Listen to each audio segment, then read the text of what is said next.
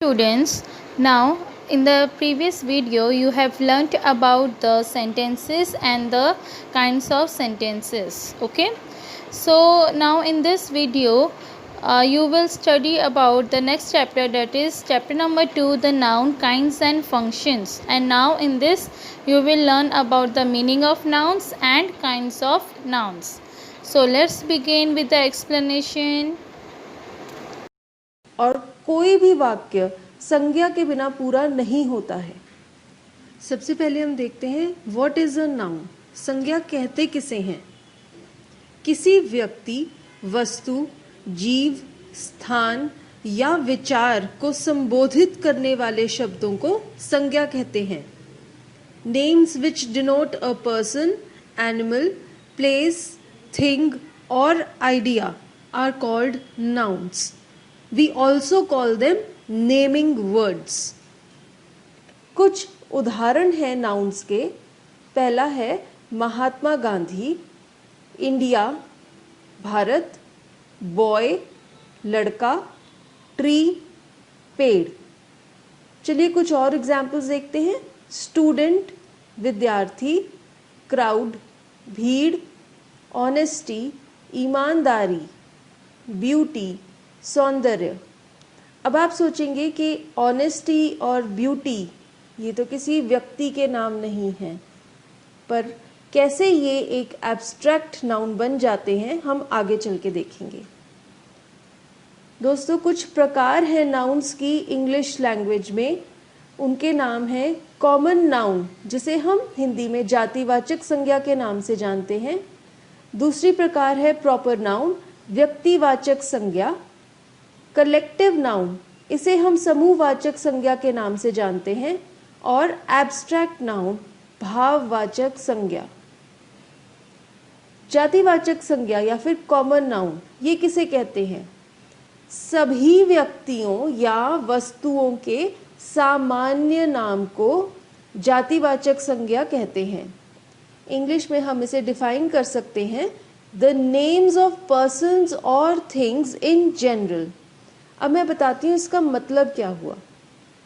जैसे आप किसी भी जाति को संबोधित कर रहे हैं, चाहे वो बच्चे हैं, चाहे वो लड़के हैं, चाहे वो गाड़ियाँ हैं, चाहे वो पेड़ हैं, आप जनरलाइज कर रहे हैं, किसी बहुत ही ब्रॉडली किसी की बात कर रहे हैं। तब जो शब्द आप यूज़ करते हैं उन्हें संबोधित करने के लिए, उन शब्दों को कॉमन नाउन कहते हैं। कुछ एग्जाम्पल्स देखते हैं कॉमन नाउन की। लड़का, बॉय, लड़की, गर्ल, पेड़, ट्री, बस, किताब, बुक। कुछ और एग्जाम्पल हैं इमारत, बिल्डिंग, जहाज, शिप, पुरुष, मैन, मालिक, ओनर, भिखारी, बेगर। मंदिर, टेम्पल, सुबह, मॉर्निंग, शाम, इवनिंग, भोजन, फूड, शिशु, इन्फेंट। अब यहाँ पर मैं आपको बताऊंगी कॉमन नाउन के वाक्य उदाहरण के रूप में। पहला वाक्य है ही गोज टू स्कूल, वह स्कूल जाता है। यहाँ पर कॉमन नाउन है स्कूल। दूसरा उदाहरण है my father is a teacher, मेरे पिताजी अध्यापक हैं। यहाँ पर दो कॉमन नाउन हैं, पहला है फादर और दूसरा है टीचर। अब आप देख सकते हैं कि कैसे ये कॉमन नाउन है। सबसे पहले ये किसी वस्तु का नाम है, किसी स्थान का नाम है, स्कूल। और ये कॉमन नाउन क्यों है? क्योंकि बहुत सारे स्कूल्स होते हैं, इसलिए ये कॉमन नाउन है, जातिवाचक संज्ञा। इसी प्रकार से फादर और टीचर भी कॉमन नाउन है। कुछ और एग्जाम्पल्स हैं। I am reading a book, मैं किताब पढ़ रहा हूँ। बुक क्या है? कॉमन नाउन है, जातिवाचक संज्ञा। बहुत सारी बुक्स होती हैं। एक और वाक्य है I take bath in the morning, morning भी यहाँ पर कॉमन नाउन है। He walks to school. My mother is cooking food. पहले वाक्य में वह स्कूल चलकर जाता है, यहाँ पर कॉमन नाउन है स्कूल। दूसरे वाक्य में मदर और फूड दोनों ही कॉमन नाउन है। दूसरे प्रकार की संज्ञा है व्यक्तिवाचक संज्ञा, जिसे हम प्रॉपर नाउन कहते हैं। ये क्या होती है? जब किसी एक विशेष व्यक्ति, वस्तु, स्थान या जीव का नाम इस्तेमाल किया जाए, उसे हम व्यक्तिवाचक संज्ञा कहते हैं। The name of a particular person, place, animal और thing, that is called a proper noun. इसके एग्जाम्पल्स देखते हैं। गंगा, ये एक पर्टिकुलर नदी का नाम है। एक और एग्जाम्पल है दिल्ली विश्वविद्यालय, दिल्ली यूनिवर्सिटी, ये भी एक पर्टिकुलर यूनिवर्सिटी का नाम है, इसलिए ये प्रॉपर नाउन है। एक और एग्जाम्पल है हरि, ये किसी भी पर्टिकुलर व्यक्ति का नाम हो सकता है। शताब्दी एक्सप्रेस, ये एक पर्टिकुलर ट्रेन का नाम है। ताजमहल, ये एक पर्टिकुलर इमारत का नाम है। कुछ और उदाहरण हैं। आइजैक न्यूटन, ये भी एक व्यक्ति का नाम है। जवाहरलाल नेहरू, ये भी एक पर्टिकुलर व्यक्ति का नाम है जो कि भारत के पहले प्रधानमंत्री थे। चंडीगढ़, ये एक स्थान का नाम है। फ्रांस, ये एक पर्टिकुलर देश का नाम है। और कुतुब मीनार, ये भी एक मीनार जो कि दिल्ली में स्थित है, उसका नाम है। यहाँ पे कुछ उदाहरण के लिए वाक्य हैं जहाँ पर प्रॉपर नाउन का इस्तेमाल किया गया है। जवाहरलाल नेहरू भारत के पहले प्रधानमंत्री थे। Jawaharlal Nehru was the first prime minister of India. इस वाक्य में दो प्रॉपर नाउन्स हैं, जवाहरलाल नेहरू जो कि किसी व्यक्ति का नाम है और इंडिया जो कि किसी पर्टिकुलर स्थान का नाम है। दूसरा एग्जाम्पल है पेरिस फ्रांस की राजधानी है। Paris is the capital of France. इस वाक्य में भी दो प्रॉपर नाउन्स हैं। पहला है पेरिस जो कि एक शहर का नाम है और दूसरा है फ्रांस जो कि एक देश का नाम है। कुछ और उदाहरण देखते हैं। हम शाहरुख खान से मिले थे। We met Shahrukh Khan. इस वाक्य में एक प्रॉपर नाउन है शाहरुख खान जो कि किसी पर्टिकुलर व्यक्ति का नाम है। एक और एग्जाम्पल, वे दिल्ली विश्वविद्यालय में पढ़ते हैं। They study at the Delhi university. इस वाक्य में दिल्ली यूनिवर्सिटी एक पर्टिकुलर यूनिवर्सिटी का नाम है, तो ये एक प्रॉपर नाउन है। राधिका विश्व यात्रा पर जा रही है। Radhika is going on a world tour. इस वाक्य में राधिका किसी एक पर्टिकुलर लड़की का नाम है, इसलिए ये एक प्रॉपर नाउन है। हम दी ट्रिब्यून पढ़ते हैं। We read the Tribune. इस वाक्य में एक पर्टिकुलर अखबार की बात कर रहे हैं आप, जिसका नाम है द ट्रिब्यून, इसलिए ये शब्द प्रॉपर नाउन है। अब मैं आपको एक खासियत बताती हूँ प्रॉपर नाउन की, कि जब भी आप कोई प्रॉपर नाउन इस्तेमाल करते हैं, उस शब्द का जो पहला अक्षर है उसको कैपिटल में लिखा जाता है। हालांकि इस वाक्य में जवाहरलाल नेहरू तो वाक्य के शुरू में आया है, तो उसका जे कैपिटल ही होगा, लेकिन देख सकते हैं आप यहाँ पर कि मैंने एन को भी कैपिटल में लिखा है। और इसी तरह इंडिया जो कि वाक्य का लास्ट वर्ड है, लेकिन हिंदी में ऐसा नहीं होता। हिंदी में सारे अक्षर एक ही समान से लिखे जाते हैं, पर इंग्लिश में जब भी आप प्रॉपर नाउन लिखेंगे तो उसका जो वर्ड का जो पहला अक्षर है वो कैपिटल में लिखा जाएगा। यहाँ पर भी देख सकते हैं आप, फ्रांस का एफ जो है वो मैंने कैपिटल में लिखा है। ये नियम है लिखने के लिए इंग्लिश, कि जब भी आप प्रॉपर नाउन लिखेंगे तो उसका फर्स्ट अल्फ़ाबेट कैपिटल में लिखेंगे। यहाँ पर भी देखिए, शाहरुख खान ये किसी व्यक्ति का नाम है। हालांकि ये शब्द वाक्य के बीच में आया है, फिर भी मैंने एस और के ये दो अक्षरों को कैपिटल में लिखा है। उसी प्रकार यहाँ पर भी दिल्ली यूनिवर्सिटी में डी और यू कैपिटल्स में आएगा। इस उदाहरण में तो राधिका पहला शब्द है वाक्य का, तो ये कैपिटल में ही है आर। यहाँ पर भी देखिए द ट्रिब्यून प्रॉपर नाउन है, और हालांकि ये शब्द वाक्य के मध्य में है, फिर भी हमने टी को कैपिटल लिखा है। अगले प्रकार है जो संज्ञा की, वो है समूहवाचक संज्ञा, कलेक्टिव नाउन। ये क्या होती है? जो शब्द व्यक्तियों या वस्तुओं के समूह का समुदायक रूप से वर्णन करें। The name of a group of persons, places, animals और थिंग। ऐसे शब्दों को, ऐसे नामों को हम कलेक्टिव नाउन कहेंगे। चलिए उदाहरण देखते हैं कलेक्टिव नाउन्स के। सेना दल, आर्मी। अब ये आर्मी क्या है? ये रिप्रेजेंट करता है अ ग्रुप ऑफ पीपल को जो एक देश की सिक्योरिटी के लिए बाहरी देशों की सिक्योरिटी के साथ लड़ते हैं। अगला वर्ड है कमेटी। कक्षा यानी क्लास। क्लास भी एक पर्टिकुलर टाइप ऑफ, एक पर्टिकुलर कैटेगरी ऑफ पीपल को रिप्रेजेंट करता है। एक और उदाहरण है सरकार, गवर्नमेंट। गवर्नमेंट भी एक देश को चलाने वाले लोगों के ग्रुप को, समूह को कहते हैं, इसलिए ये भी एक कलेक्टिव नाउन है। जनता यानी कि पब्लिक। एक और कलेक्टिव नाउन है भीड़, जिसे हम क्राउड कहते हैं। राष्ट्र, नेशन। बेड़ा, फ्लीट। बेड़ा कहते हैं समुद्री जहाजों के ग्रुप को, अ फ्लीट ऑफ शिप्स। संसद यानी कि पार्लियामेंट। कुछ उदाहरण है वाक्यों के जहां पर कलेक्टिव नाउन्स इस्तेमाल किए गए हैं। सरकार गरीबों के हित में है। The government is in favour of the poor.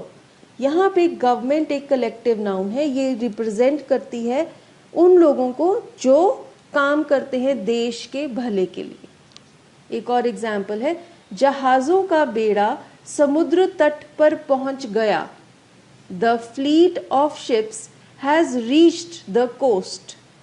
इस वाक्य में फ्लीट ये संबोधित करता है एक जहाजों के ग्रुप को, समूह को, इसलिए ये कलेक्टिव नाउन है। सेना दल ने दुश्मन को हरा दिया। The army defeated the enemy. इस वाक्य में आर्मी क्या है? एक लोगों का ग्रुप है जो लड़ रहे हैं दुश्मन के खिलाफ। ये जब लोगों का ग्रुप है तो ये कलेक्टिव नाउन बन जाता है। एक और एग्जाम्पल है डकैतों का गिरोह पकड़ा गया। The gang of dacoits has been caught. इस वाक्य में गिरोह, गैंग, ये क्या है? झुंड है एक डाकुओं का, एक लोगों का। ये कलेक्टिव नाउन है। अगले प्रकार की जो संज्ञा है वो है भाववाचक संज्ञा। इसे हम एब्स्ट्रैक्ट नाउन कहते हैं। ये क्या होती है? किसी व्यक्ति या वस्तु के गुण, कर्म या अवस्था का बोध करने वाले शब्दों को भाववाचक संज्ञा कहते हैं। A noun denoting an idea, quality और state rather than a concrete object. अब भाववाचक संज्ञा में कोई चीज नहीं है जिसका नाम आप बोल रहे हैं।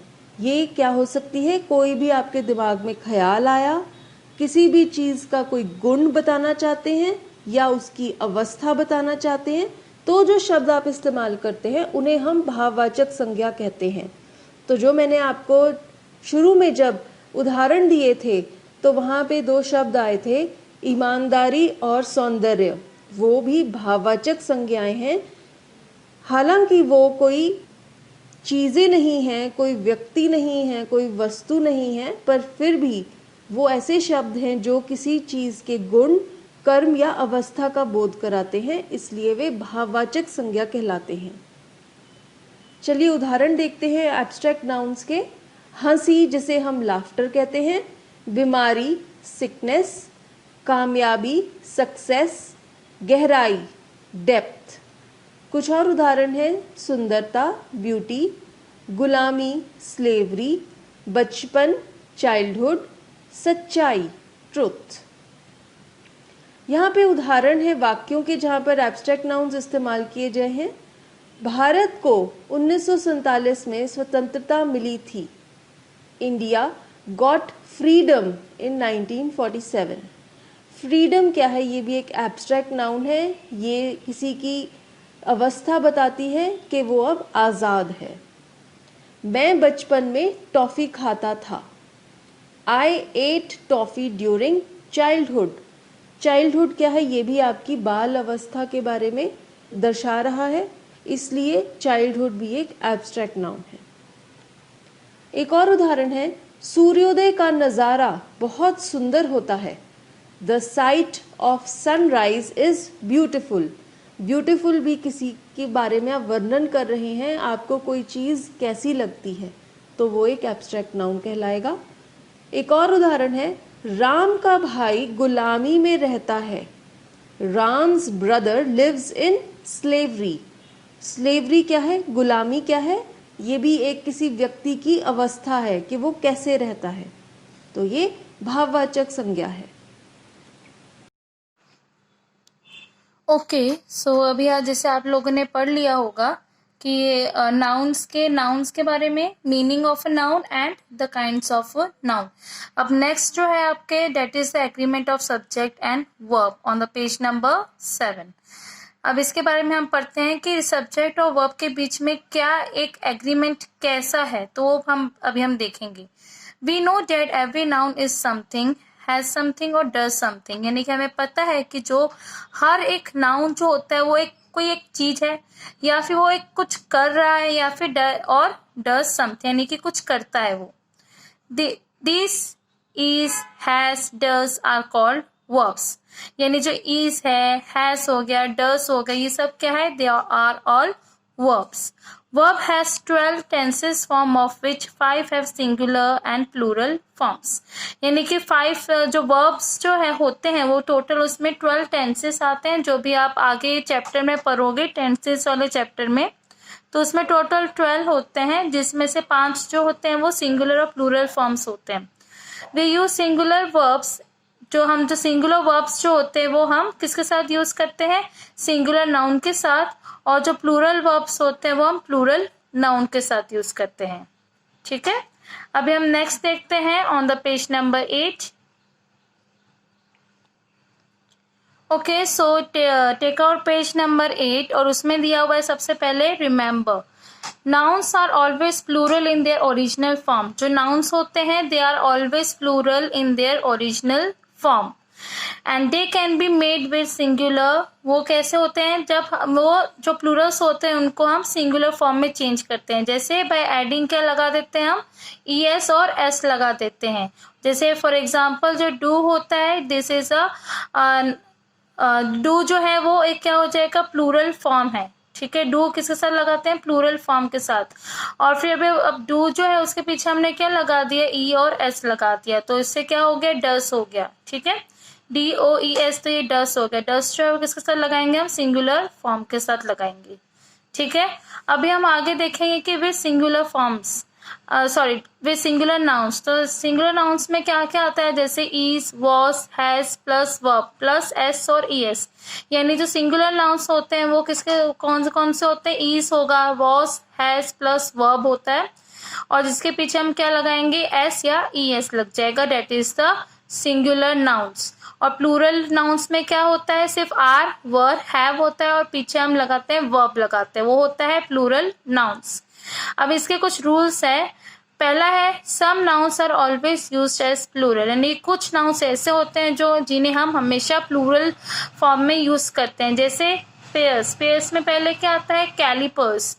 तो कैलिपर्स क्या होता है? कैलिपर्स मतलब वो होता है कि ये कुछ एक मतलब कि एक मेटल रोड होता है जो यहाँ पे पर्सन्स के लेग में लगाया जाता है।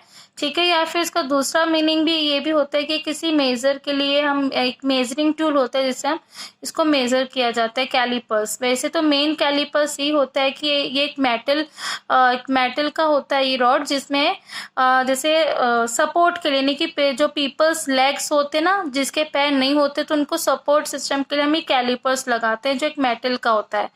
वो भी एक पेयर भी बनता है इससे। फोर्सेप्स, फोर्सेप्स क्या होता है? ये एक ऐसा इंस्ट्रूमेंट है जो कहाँ यूज किया जाता है? मेनली सर्जरी में यूज किया जाता है। पिंसल्स या ट्वीजर्स भी बोलते हैं इसको, ठीक है। और टंग्स जो होता है जिन्हें हम पिकिंग अप और होल्डिंग अप द थिंग्स, तो उसके लिए हम टंग्स का यूज करते हैं, इसको टंग्स बोलते हैं। नेक्स्ट है कलेक्टिव नाउन्स। तो कलेक्टिव नाउन्स कौन कौन से होते हैं? कैटल, वो तो आपको पता होगा कैटल क्या है। फिर जेंट्री, जेंट्री जो होते हैं जो अपर क्लास के लोग होते हैं, ठीक है, जो जेंटल लोग होते हैं ना, उसको हम जेंट्री बोलते हैं। देन पीपल, ये भी कलेक्टिव नाउन, ये भी एक ग्रुप ऑफ पर्सन्स, और ग्रुप ऑफ पर्सन्स क्या हो जाएगा? People, okay. वैसे पोल्ट्री, पोल्ट्री में क्या होता है? हैन, ये सब क्या होते हैं? Poultry farm, okay. Next complement, जब हम किसी को कॉम्प्लीमेंट करते हैं, कॉम्प्लीमेंट्स में आ जाता है कलेक्टिव नाउन, ओके। फिर उसके बाद कॉन्ग्रेचुलेशंस और थैंक्स, ये सब क्या है? Collective noun. सेकेंड फॉर्म इसका रूल्स आता है कि some nouns are always use as singular. ये क्या था? आपने ऊपर पढ़ा था, जो कुछ नाउन्स होते हैं जो हम प्लूरल फॉर्म में यूज करते हैं, और यहाँ पे कह दिया है कि कुछ नाउन्स होते हैं जो हम सिंगुलर फॉर्म में यूज किया जाता है। जैसे डिजीजेस, डिजीज में क्या आता है? ये हम सिंगुलर फॉर्म में यूज करते हैं। मम्स हो गया, टॉन्सिल्स हो गया, टॉन्सिल्स होते हैं उसको टॉन्सिल्स बोलते हैं। सब्जेक्ट हो गया इकोनॉमिक्स, मैथमेटिक्स, तो ये सब क्या है? Singular form, okay, singular number होता है ये सारा।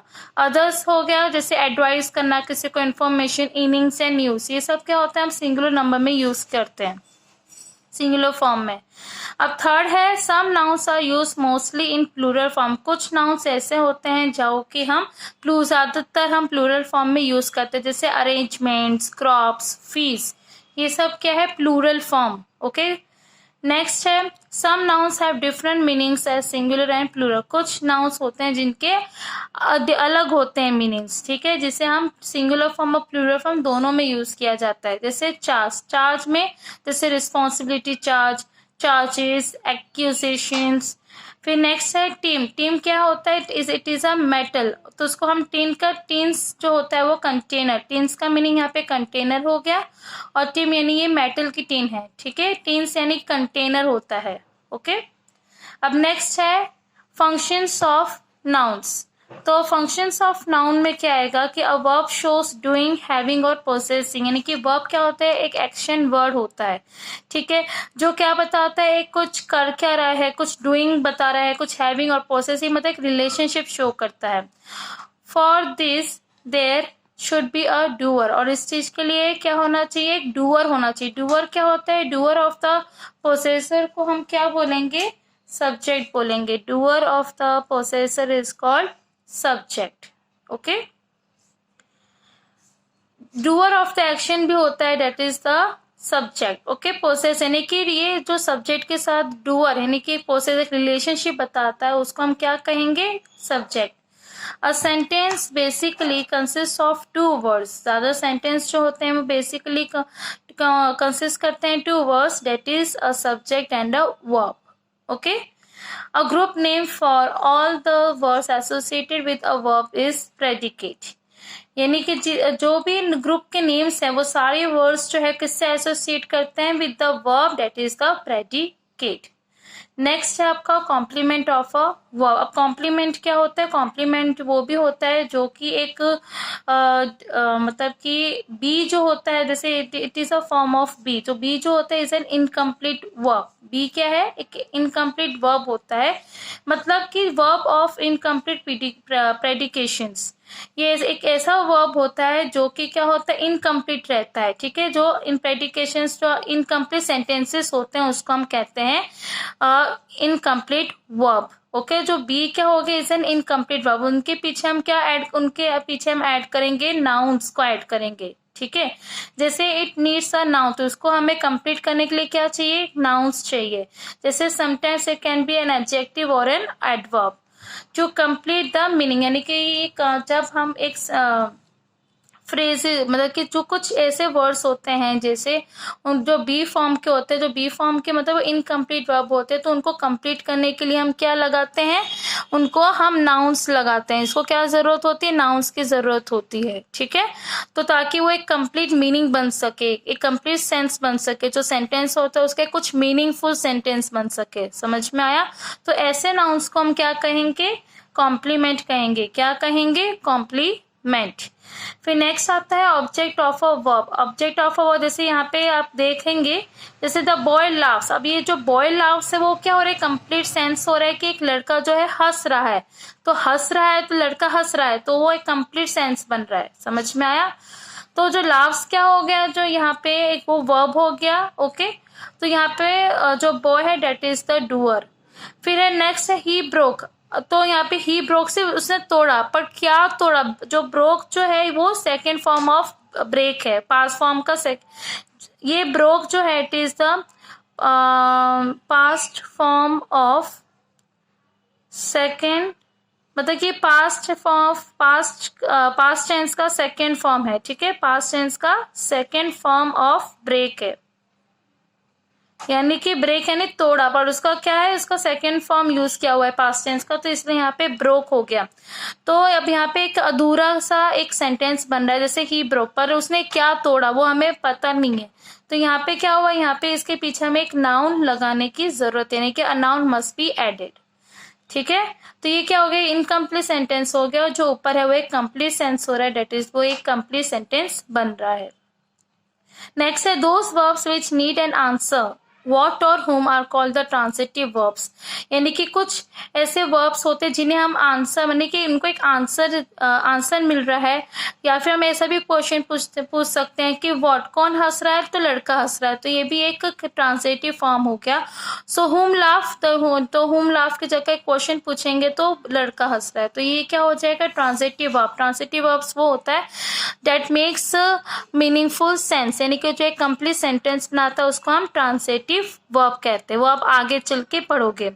और जो इनट्रांसिटिव वर्ब्स क्या होता है? जो इनकम्प्लीट सेंटेंस बनता है जिसमें हमें उसके पीछे ऐड करना होता है कोई नाउन या फिर कोई एक ऑब्जेक्ट को। Okay, the action of the effect is pass over to an object is known as the intransitive verbs. Okay, वो भी अब जब नेक्स्ट चैप्टर आएगा तो मैं आपको उसमें डिटेल में समझाऊंगी कि ट्रांसिटिव वर्ब क्या होता है और इनट्रांसिटिव वर्ब क्या होता है। ठीक है, सो नेक्स्ट पेज नंबर 9।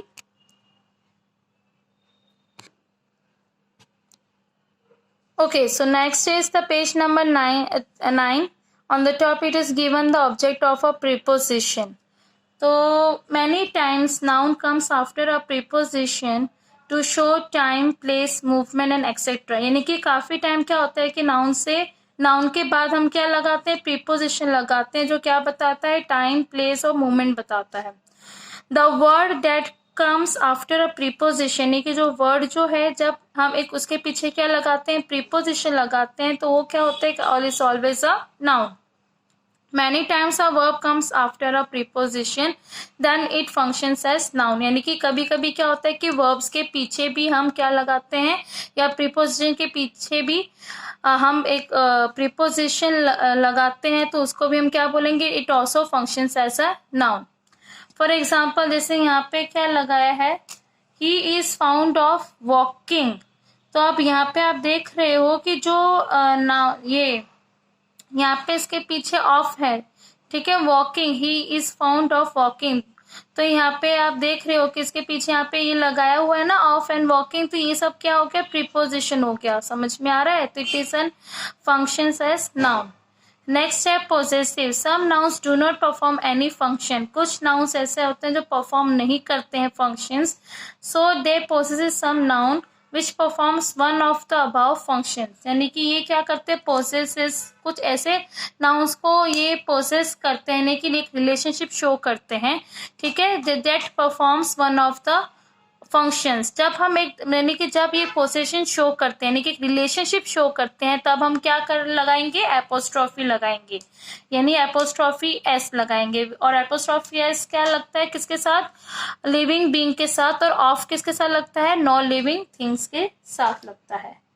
समझ में आए? जैसे अभी हमें यहाँ पे क्या बताया है? For example this is Ram's bicycle. तो किसकी बाइसिकल है? राम की बाइसिकल है।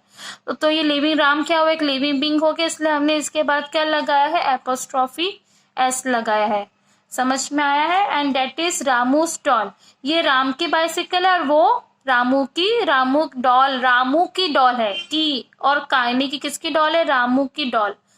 समझ में आया? तो अब यहाँ पे एक रिलेशनशिप शो हो रहा है कि ये किसके बारे में बात की जा रही है, तो रामू, ये किसकी चीज है, रामू की, तो इसलिए यहाँ पे रिलेशनशिप शो हो रहा है, इसलिए ये, और इन रामू और राम दोनों क्या है यहाँ पे, लिविंग बीइंग है, इसलिए हमने इनके पीछे क्या लगाया है, एपोस्ट्रोफी एस लगाया है। समझ में आया आपको? पॉजेसिव यही होता है जो किसी लिविंग बीइंग के बारे में मतलब एक रिलेशनशिप शो किया जाता है, तो उसके पीछे हम लगाते हैं एपोस्ट्रोफी। नेक्स्ट है कॉलिंग नेम्स। अब कॉलिंग नेम्स यानी कि जब हम किसी को इनवाइट करते हैं टू अटेंशन इन राइटिंग और स्पीकिंग, जब हम अटेंशन के लिए, जैसे लिखने से आप लेटर लिखते हो, ठीक है, लेटर हो गया, नोटिस हो गया, तो हम क्या करते हैं, हम उनको अटेंशन के लिए एक लिखते हैं, एक इनवाइट करते हैं, या फिर हम जब बोलते हैं तो हम क्या यूज करते हैं, वी कॉल द नाउन्स, जब हम यानी कि नाउन्स को हम बोलते हैं। For example, such calling names are written with capital letters and are not part of the sentences, यानी कि ये एक ऐसे कॉलिंग नेम्स होते हैं जो हम किससे लिखते हैं, स्टार्टिंग लेटर जो होता है हम कैपिटल लेटर्स के साथ स्टार्ट करते हैं, और जो कि ये सेंटेंसेस के पार्ट नहीं होते हैं, ठीक है। ये कॉलिंग नेम ज्यादातर वही होते हैं जब हम उनको अटेंशन दिया जाता है राइटिंग और स्पीकिंग के लिए, ठीक है, हम उन्हें इनवाइट करते हैं, जैसे कि रिस्पेक्टेड सर, मैडम, जैसे यहाँ पे दिया हुआ examples, sir, madam, ladies and gentleman, जैसे हम बुलाते हैं ना कि ये तो ladies and gentleman please pay attention, तो ये क्या कर रहे हैं कि हम किसी को इनवाइट कर रहे हैं, हम अटेंशन देने के लिए, कि अटेंशन के लिए भी हम क्या यूज करते हैं, कॉलिंग नेम्स यूज करते हैं। ये जो कॉलिंग नेम्स है ये सब क्या है, that is the noun. To show our emotions we are respected, dear, my dear, to such nouns, यानी जब हम किसी फीलिंग्स या किसी इमोशंस को शो करते हैं तब हम इनमें क्या ऐड कर देते हैं, रिस्पेक्टेड या डियर ऐड कर देते हैं, ठीक है, या माई डियर ऐड करते हैं। जैसे नीचे एग्जांपल है, आप बेसिकली अब जब लेटर राइटिंग होता है तो आप ये लिखते हो, respected sir, I back to state that, मतलब and I am able to do my job perfectly, तो स्टार्टिंग में आपने क्या किया, सर, तो ये तो हो गया नाउन, पर यहाँ पे उसके आगे आपने क्या किया, इमोशन शो करने के लिए आपने आगे क्या लगा दिया, रिस्पेक्टेड लगा दिया, ठीक है। तो इससे क्या होता है कि इससे हमने कॉलिंग नेम्स भी लगा दिया, और इससे क्या होता है कि रिस्पेक्ट शो की जाती है, क्या शो की जाती है, रिस्पेक्ट शो की जाती है टूवर्ड्स द सर और मैडम। समझ में आया आपको? तो ये सब क्या है, ये जो सब है आपके नाउन्स है, ओके, इज दैट क्लियर? अभी अगर आपका एक बार ये वीडियो दोबारा देख लीजिएगा, अगर ठीक है समझ में नहीं आया तो कुछ भी डाउट है तो आप लोग मुझसे एक बार दोबारा पूछ सकते हो, ठीक है। So thank you. सो इस तरीके से आपका सेकेंड चैप्टर जो है नाउन्स वो खत्म होता है, ठीक है।